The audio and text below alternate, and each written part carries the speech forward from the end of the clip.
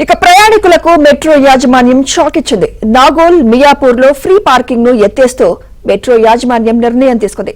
October 6 నుంచి నాగోల్ మియాపూర్ లో metro parking కు ఛార్జీలు వసూలు చేయాలని నిర్ణయించింది.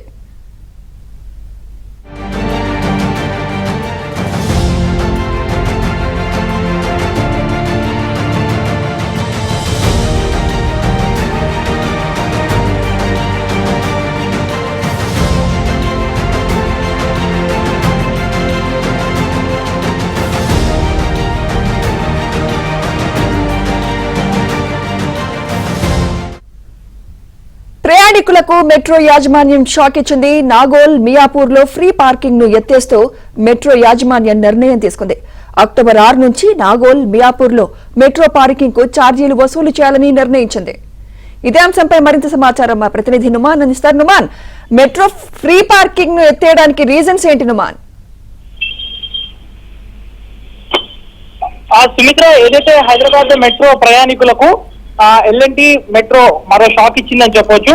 సో ప్రధానంగా ఏదైతే నాగోల్ మియాపూర్ లో ఏదైతే మెట్రో స్టేషన్ల వద్ద ఉచిత పార్కింగ్ ఏదైతే ఉందో దాన్ని ఎత్తివేస్తూ నిర్ణయం తీసుకున్నారు.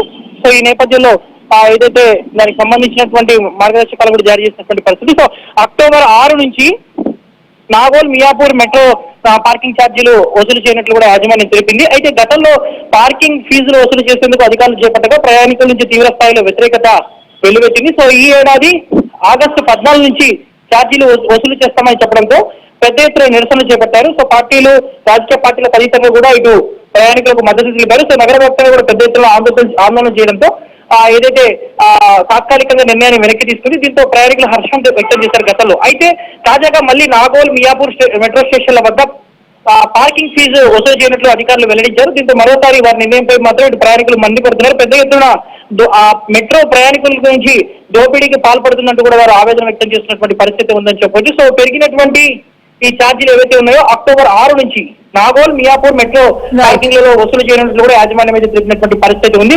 సో నిత్యం కూడా హైదరాబాద్ మెట్రో రైల్ కు లక్షలాది మంది ప్రయాణికులు రాకపోకలు చేస్తూ ఉంటారు. అందులో భాగానికి నాగోల్ కానివ్వండి, మియాపూర్ ఈ స్టేషన్ల నుంచి ఎక్కువగా ప్రయాణికుల తాకిడి ఉంటుంది. సో ఉద్యోగాలకు వెళ్ళేటటువంటి వారు ఉదయం అక్కడ పార్కింగ్ చేసి వెళ్ళడం అనేది జరుగుతుంటుంది. సో ఈ నేపథ్యంలో పెరిగినటువంటి ఛార్జీల నేపథ్యంలో ఇన్ని రోజుల పాటు ఎలాంటి ఛార్జీలు వసూలు చేయలేదు.